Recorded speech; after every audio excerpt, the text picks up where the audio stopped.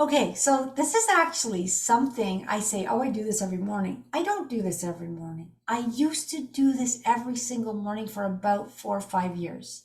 Nowadays, I don't feel the need to do these every day, but I do these tips I'm going to show you when I feel anxious.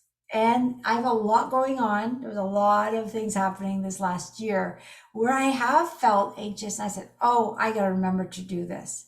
Some of these I feel more powerful for myself, but we're all very different. So let's go through them. And if you incorporate these at the beginning of your day, during your day, and before you go to bed, you're going to notice a tremendous shift on how you feel. We have many energetic systems. We're very complicated beings. It's actually, I'm reading these books on really how complicated we are. It's beautiful, but it's not something the human mind can understand. But we can understand simple tricks and tricks, tips and tricks to get us back to feeling good. So we have major energy fields called the up and down, the front and back, and left to right. And a lot of you who have had personal sessions with me will know I've gone through these with you, but I'm going to give you some pictures and explanations. Okay, the up and down field.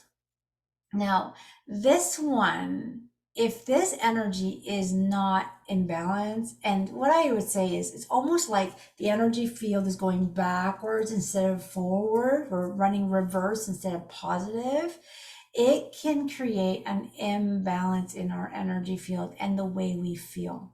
So there is such a beautiful, easy tip to correct this. So in the morning when you're just waking up, and you can do it with me now. There's no, you can use these things at any time of the day. They're all very beneficial. So here we go.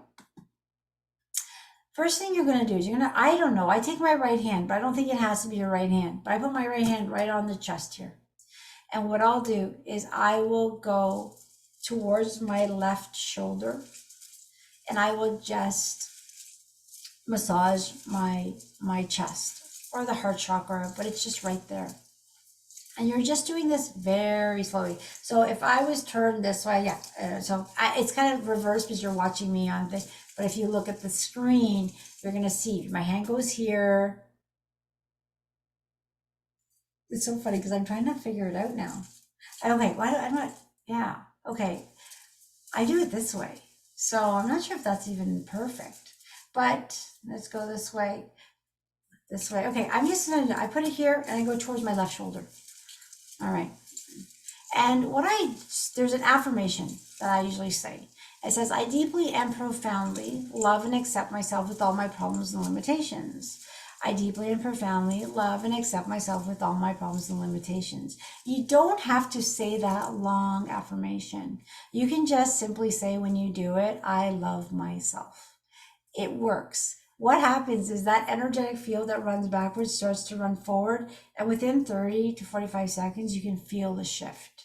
That one I find is very powerful.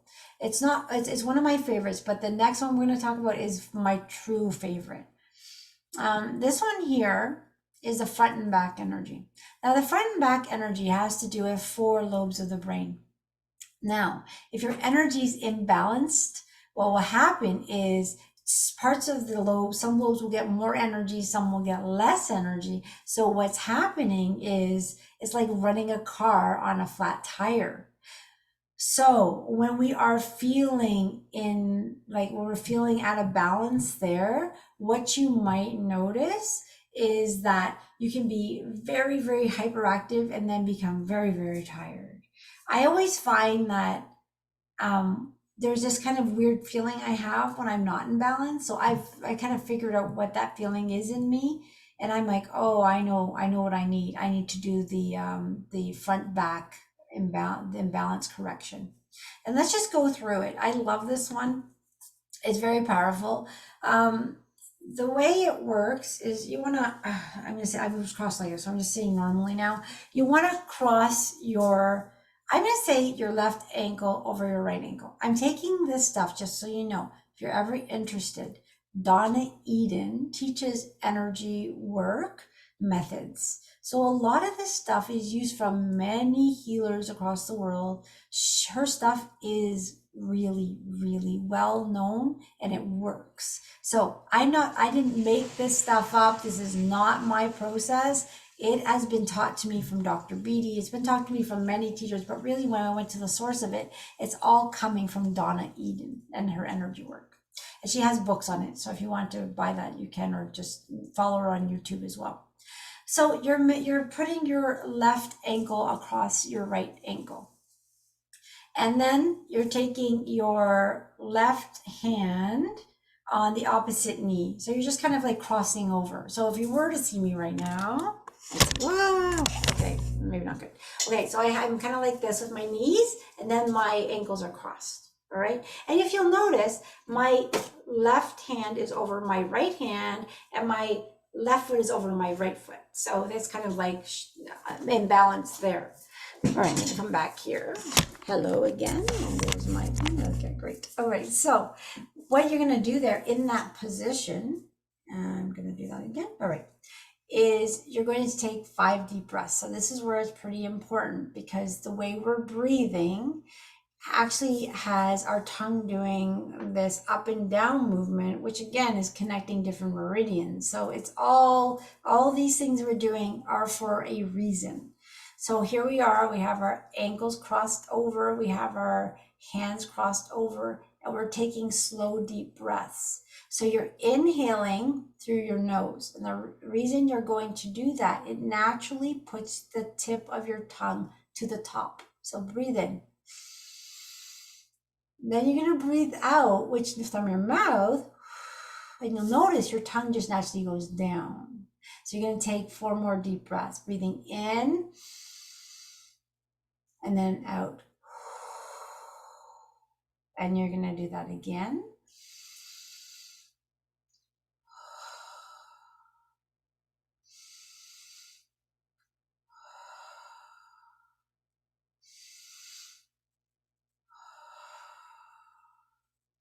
Now you're going to just relax afterwards. The neat thing with that is some of us feel dizzy afterwards and lightheaded. I think that has to do with part the breathing, but also I believe it's that shift in energy. This one I find extremely powerful. So whenever I feel a little bit off, I will start with the one on my chest, and then I will do this one. I usually do these in the morning, right when I get out of bed, before I get out of bed. And then I do the next one as I march to the bathroom. So let's go to the next one. Anyone have any questions on this? I'm not, I'll just go quickly take a look at the chat, see if it comes up. Nope, okay, we're good. All right, if you do like again, just interrupt me. All right, okay, go. Next slide. Okay, this one's also very easy, but awesome. Great for kids. Actually, I have all my kids do these if they feel like it. Sometimes I do it for them. In the morning when I wake up and I'm doing these exercises, I say, this is for me and my children, and I'll list them.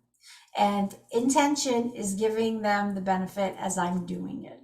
Although I do teach them so they have tips and tricks they can use during the day, because we all live life and we all go through different emotions. The one thing I love about this one, it's called the left and right balance. Most people run parallel, but when your energies cross over, you feel so much better. But what I noticed, and I've actually taught a few teachers this, if children are having difficulty sitting, learning, reading, I have them do this exercise with the children. And my daughter, who was having problems reading, I said, before you start reading, just do this. I asked her teacher, please let her do this. And her reading really just accelerated. So we can kind of tell when we're off with this imbalance, when you're lacking coordination or balance. You know, you're just walking, you kind of lose your balance. That's usually a sign. Difficulty reading. Okay, I can read, but sometimes like I'm mixing up words, I'm making up words. I'm like, what the heck? If someone's learning, having disabilities, learning to read, such as dyslexia, that could actually be a problem with that. Clumsiness and saying things backwards or introverting numbers. You know, when you phone someone, I've done this. You phone someone and you dial the wrong number, and like, oh, sorry, I dialed the wrong number. You hang up, you dial the same wrong number. How? The number's in front of me. And like, you again, I'm sorry, I don't know what's wrong with me. this is usually a problem. So what I'll do is I'll go into this and get myself back into balance. So how do you do this? Very simple, really. You're just standing with your arms. It's an exaggerated movement. And you're just going over like this. And you know what I'm going to do? I'm just going to shut off the screen for a minute if you guys all want to jump in and do this with me. But I feel like doing it. So maybe my little bit of clumsiness right now has to do with my balance being off. So you're just standing like this and you're over exaggerating this. And what this is doing is just telling your energy systems, instead of running parallel, run crossing over. And I already feel a big shift. Now, sometimes you can't just sit in the office. You're in the office, you're in a meeting, you feel off. You can't just stand up and start doing that. You're gonna think you're crazy, right? Crazy's fine, it's fine. But you know, I know we all have a little bit of we have a little bit of worry about being judged. But what you can do is now, say if you're sitting in the office, you can actually just pat, I don't know if you can see back here. You can actually pat your knees quietly under the desk so nobody sees. It does work. What you might notice is sometimes children, when they're stressed, they naturally do this. They're actually doing the cross crawl exercise naturally. So sometimes when I see kids doing that, they're just doing it naturally because they're stressed out and they're calming themselves down. So it's really neat. Like a lot of this stuff, and Donna Eden is amazing, but the reason she was able to create these is she could see energy perfectly. So, and when she was doing stuff, she saw people's energies switch. So that's how she's developed a lot of these methods. And the beauty of Donna Eden is she's always said, if you can share, if you have the ability to share any of this with humanity, do so, because if all of humanity did these exercises, our world would be in a much better place because people would feel calmer, more connected. So it's, if you want to share this with anyone, go right ahead. We all deserve to feel better. Okay, so let's go on back to the slideshow and see what we have next. It's a surprise for all of us. All right. All right, what's this one? Should we do that? Oh, okay, this one's pretty fun. This one is called the 4 energy thumps. And I like this one. And you'll notice a lot of these spots are going to be in tapping. We are going to get to tapping. For sure, we'll get there. And I love tapping, but tapping incorporates a lot of the stuff we're doing today. Okay, so in the morning, any time of the day, you're feeling stressed, the bone under the eye, when you tap in here. Now, how do you tap? Like people say, well, how many times do I tap? I generally tap between 5 and 7 times, sometimes 10, depending what I want.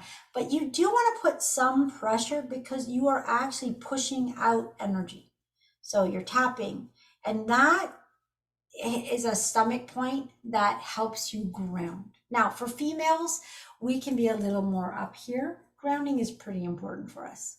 So that grounding. The next one is the collar under the collarbone. So your collarbone's here. You have this area, I think they're called the K2s, yeah, the K27. So here, they're tender. It's a tender spot. You want to really tap in there. Now, it's a tender spot. I'm hitting it hard because I'm used to it. So if you're hitting it, don't want to hurt yourself, but you want there to be pressure. Now, this one is an energy point. It actually increases your energy. So you can have more energy for the day. The next one is kind of the thalamus. So you're just hitting in here. Again, you're doing it with some pressure. And this is the thymus point, and it helps boost your immune system. Next is the points under the ribs. Now this, I always find this one, I don't like this one that much. You're actually going underneath the rib, underneath it. Oh, it feels kind of gross. You can actually kind of go all underneath it like that, but it's here. What that does is it actually stimulates metabolism and digestion. That one that we just showed you, the last one, these steps can all be done on their own. Let's say, hey, I just need some energy. I got somewhere to go. All right, I'll hit this point. Okay, I don't know. I'm feeling I got a little cough in my throat. This is my natural thing. I'm going to hit my thalamus because I need to boost up my immune system. But the neat thing, and this is for some people who overeat, especially with the holidays coming in, oh my gosh, I overate, I feel horrible. Well, that's where you can use the fourth thing here. Have someone tap underneath their ribs in here. The bloating, the burping, that uncomfortable feeling of overeating will start to dissipate as you stimulate your metabolism and digestion. That one is very powerful. Right. Actually, they're all very powerful, but you can do all four. So they're called the four energy thumps. Next, being angry. Being angry, any emotion. Let's just put this to any emotion. Anger brings more anger. Anger makes you not feel good. Not forgiving someone that makes you not feeling good. Grieving doesn't make you feel good. There's a lot of emotions that we can have that don't make us feel good. um, Frustration, all that stuff. So let's just say one thing that I've noticed, and this is kind of why I brought up this slide and it felt important, is our anger with someone or ourselves can actually be stronger than our desire to heal. This is what I notice in a lot of people. I can be angry at myself, resentful for myself for what I've done, embarrassed, all that stuff. I can be angry at that person for what they did to me. That anger might actually stop me from wanting to heal because I want to be mad at that person. They deserve me to be mad. So why should I feel better because they deserve? So I'm going to hold myself in anger. But anger, grief, sadness, all that stuff really is affecting you. So you want to release it as much as possible. So forgiveness comes into play, or letting emotions really run through. Interesting. I'm going to give you just an example from a work perspective. Let's say you have negative feelings for whatever they are, hurt feelings, somebody hurt your feelings, someone made you, judged you, someone made you feel bad. Well, as we can always say, that's their person's, thoughts. They don't affect me, but we're human and we focus on the negative. So it's gonna affect us. It's in our field. And those negative thoughts can make us first have a hard time just focusing, because what's happening is we're replaying the event. Look what they did to me. Look what they did to me. And they just keep replaying. You're in a cycle. Then your mood obviously is going to change because your feelings are hurt. You're not feeling good. But now my bad mood is not just affecting me, it's affecting everyone around me. Then you go home to your family, and that negativity is running now through your household. It gets held in the walls, it gets held in the furniture. Negativity loves to hang on. And then your negativity starts to put you at health risks because your body system's not functioning the way it is. So over time, if you stay in a negative emotion, stay stuck in it, it has a lot of detrimental effects for you and people around you. So, a lot of this work that we're talking about today is how to really come to a place where you can start to let things go. Even if it's slowly and gradually, that's okay, but you're working towards letting things go. But how do you move forward? And really, it's the main thing is that you're deciding to move forward. I am deciding for me, I am going to feel better. That's really the most important thing in all of this.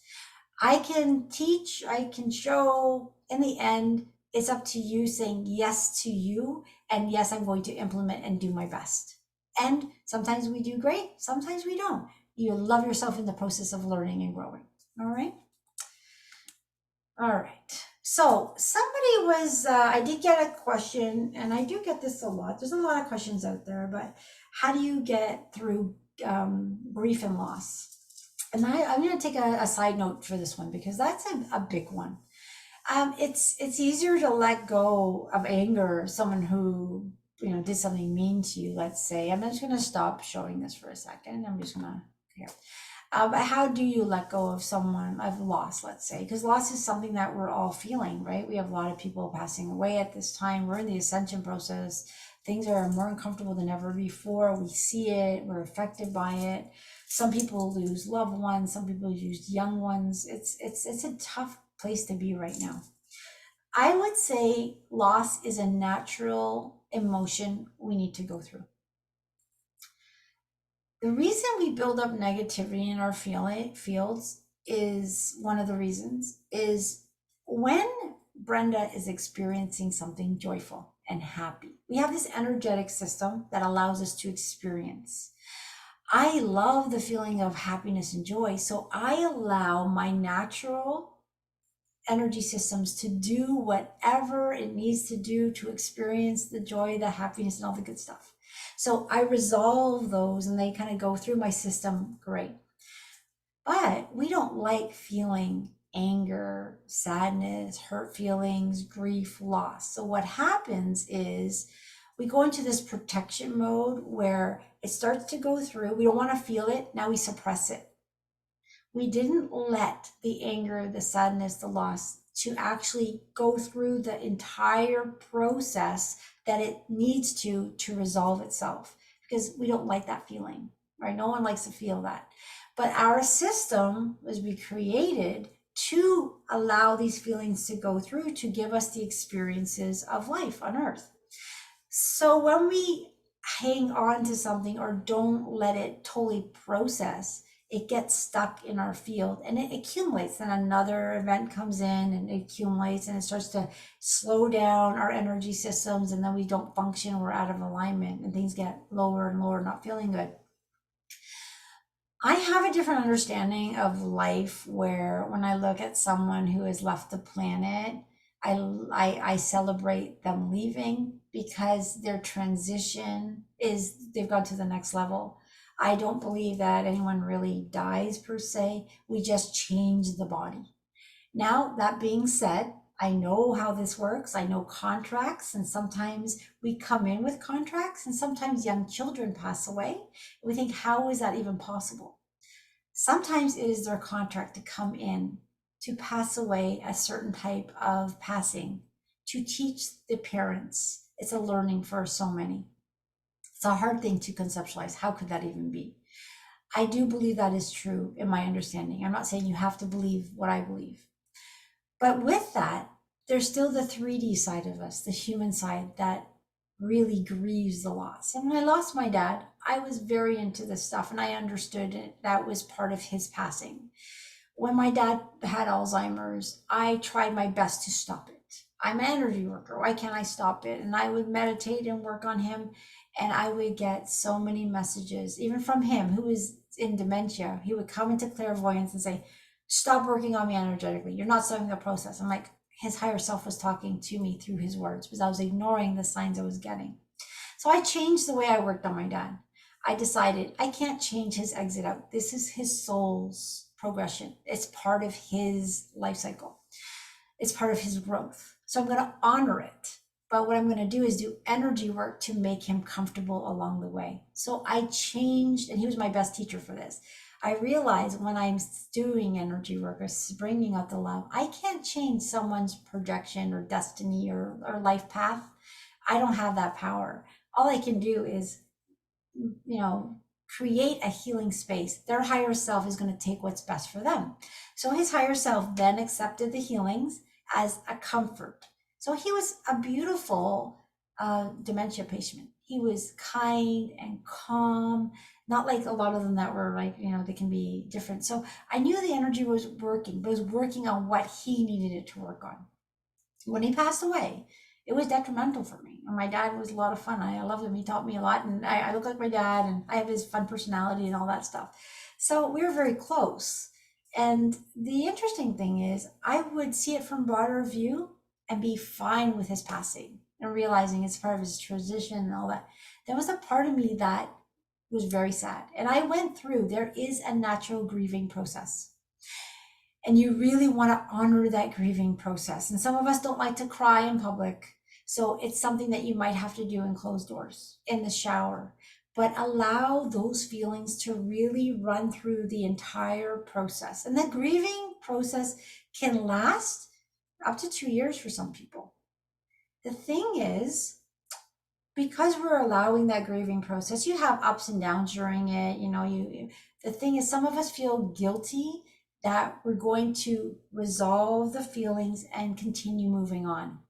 So we want to hang on to those feelings and we don't let them process. And some people and it's a natural thing, will actually now make grief and loss their way of life. It's just a part of them. And they can't even see their life being beyond that. It's the stuck energy that has not been able to process. And it's an icky feeling. So anything that we don't like, we can really suppress, but then it does cause havoc on us.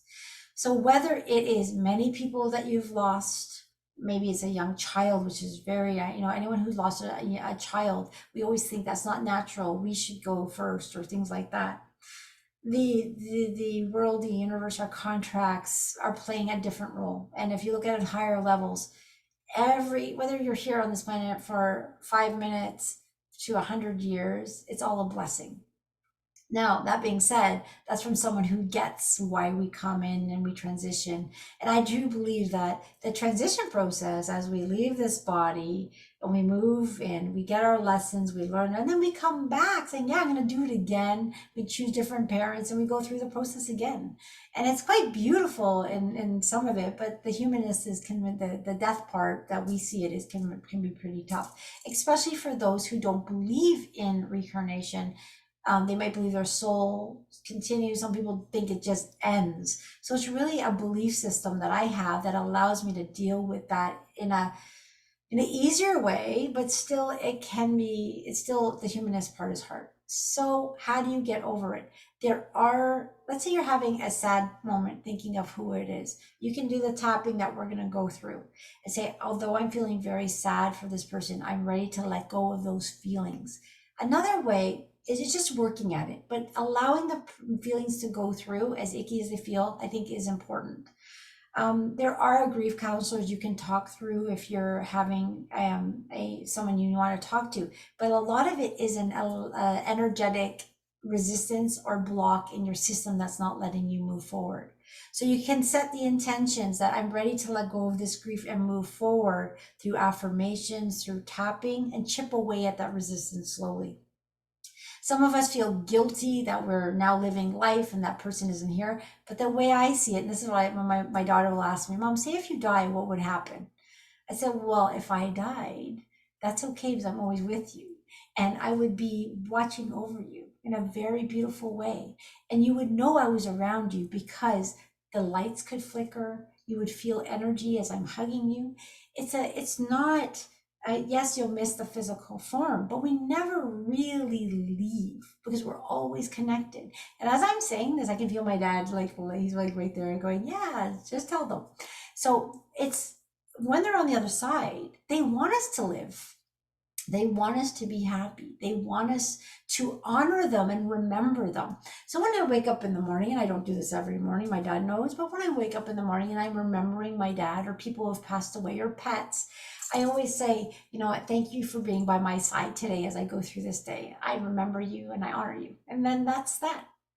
Now, again, grief and loss is a touchy subject, and we're all very unique in our and sometimes it's a loss of a relationship. The person hasn't even passed away. It's a loss of losing someone in physical form. They've left us. That's still loss. That's still grief. So it's still kind of letting that stuck energy go. If you feel like you're really stuck, give me a call. We can have a 15-minute consultation and I can just, kind of figure out, is it energetic? Just by the way you're talking, we can figure it out. Sometimes it's just a quick release of a block, like a breakup. A breakup didn't happen and it's just an energetic block. Let's push that out and move you forward. And then it's the building and getting reconnected again. I hope that helps. For the person who sent that question, you can always reach out. We can have a talk, or anyone else who feels the need.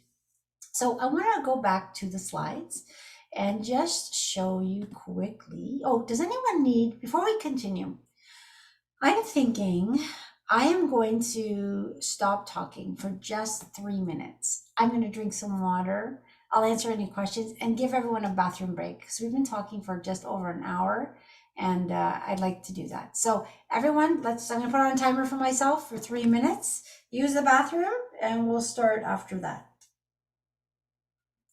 Okay. 3 minutes goes quickly and I'm just going to put it on so I don't lose track. All right, here we go. There we go. That's backwards, so I'll just leave it for me to see.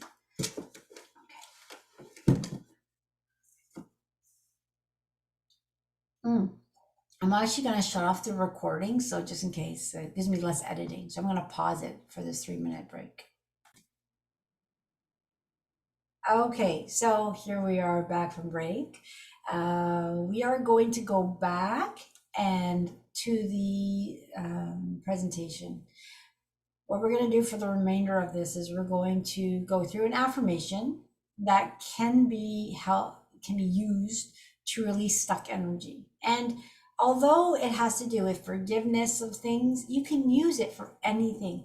The forgiveness of the anger I feel towards myself, the forgiveness I need for that person who hurt me.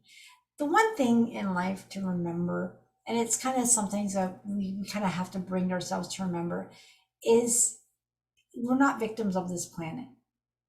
Our thoughts, our actions bring things to us. And it's kind of cause and effect. One thing that I've kind of like realized as I've been on my healing journey and kind of really getting to the core of these issues is a lot of the history of mine that I allowed to happen to me. I never stood up for myself. I ignored things a lot because I used to kind of escape to my la la land, which is not such a good thing. But now I've learned that anything that comes my way, I respond to it right away. I'm doing my best to do that. But now a lot of the past has come up for resolution, revelations. What is the meaning? How do I heal from it? And it has those stuck emotions that I just like, I don't want to deal with this. Well, I've been releasing and really going through it. It's been an uncomfortable process, but a beautiful process now that I'm on the other side of it. And sometimes it takes 3 or 4 days that I need some quiet time to fix and work on me. So taking time for yourself per day, or you might need a few days of just like, oh, I just need to be, and it's hard when you have a family and you're busy, but really just saying, okay, what is this issue that I need to resolve, and working through that issue. Sometimes writing out your anger and frustration is very helpful, and then burning it in a full moon. There's so many different aspects and different methods we can use. And we're just really focusing on a few today, core ones. So we're going to go to this affirmation that's going to be on the screen in a second.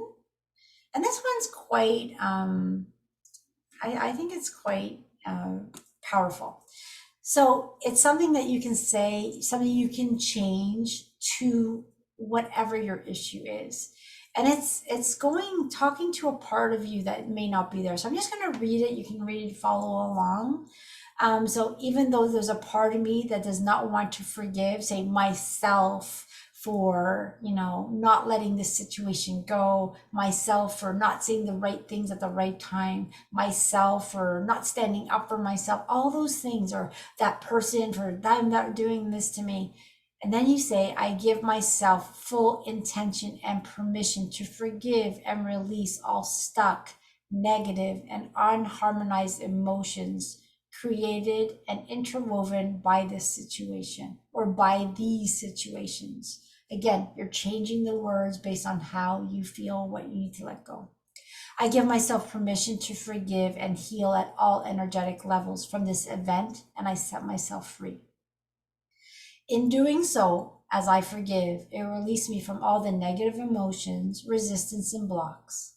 And I ask this entire situation be surrounded by love and light. And I ask that all parties be free. So I'm freeing myself and the people or the events that brought me to that place. Now, interestingly, when we are asking or doing an affirmation like this, actually, I'm going to come back to you guys. What I've noticed, and it's not just it's through a lot of people, is say I want to fix or heal a part of me or forgive a part of me that's been in my field for say 2-3 years. Saying that affirmation is going to set the stage for healing. Meaning I set the intention, I want to heal this. Now it just doesn't magically go poof, gone, oh, I feel great. What's going to happen is that intention, that affirmation has asked my guides to help me heal. So they're going to bring experiences in my life. Feelings are going to bubble up that I need to pay attention to and resolve. No more ignoring. No more ignoring the feeling of that grief that hurts so much. I just ignore it. No. I'm going to allow that grief to come up. I'm going to cry my eyes out and I'm going to release it. So you're given experiences to help you release. So it's not like this, right? I wish it was. And this is what has been my biggest complaint to whoever created us. Creator God, why is it so difficult to be human? Like, seriously, why is this healing journey taking forever? And, it's part of our journey. So be kind to yourself. But saying that affirmation in any way that resonates to you really opens up the gates to your healing of that issue that you're having. Okay, so be kind and patient to yourself. Next, let's go. Right.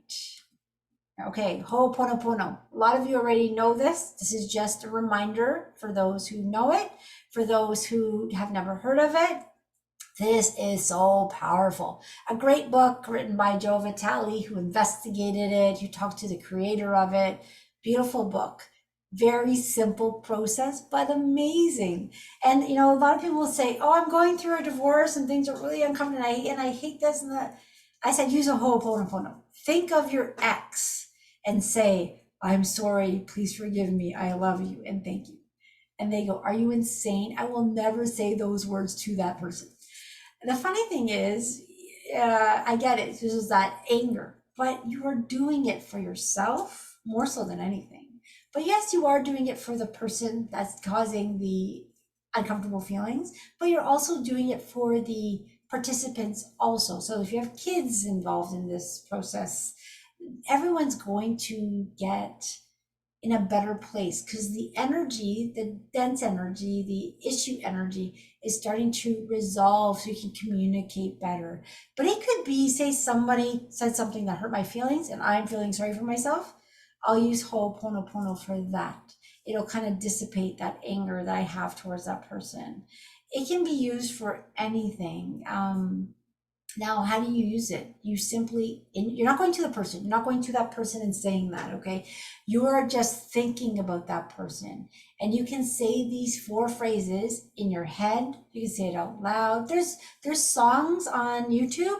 It's called the Ho'oponopono prayer, and it repeats the phrases over and over with music. They're quite beautiful, actually. So sometimes if I'm angry at something or frustrated, I'll play that in the background as I'm working. And as that person or that situation comes up, I'm just like, okay, I'm sorry. Please forgive me. I love you and thank you. Now, how do I say it when it's a person who used to really irritate me? I would consider myself, not Brenda Ferrugia. When I say this, I am an ambassador of the universe. And I am saying it for both Brenda Ferrugia and this person, but I'm kind of disconnected as I say it. And I just say it over and over and it just dissipates. But you don't have to do it that way. You can just say, oh, I'm really mad at this person. I'm sorry. Please forgive me. I love you and thank you. Over and over for about 10 to 15 minutes a day. Some people have relief with this very quickly. And there are others that say it's not working. Give it 2 to 3 weeks. You will see a difference. Very powerful. If you're more interested in this, you can check out Joe Vitale on YouTube. Read that book. Amazing, quick book to read. It's phenomenal. Yeah, I love it. A lot of people know about it and a lot of people use it. So it's a neat one to use. Okay, here we go. Next one. Oh my gosh. Okay, so what time is it right now? Because I could talk all day. We are at, wow, 11:53. So I figured this would be an hour and a half, but I think I've been chatting a little bit more than expected. So I'm going to say the next 15 minutes we'll need for EFT because I really want you to understand it. If anybody wants to stay for question and answers, I'll stay on. And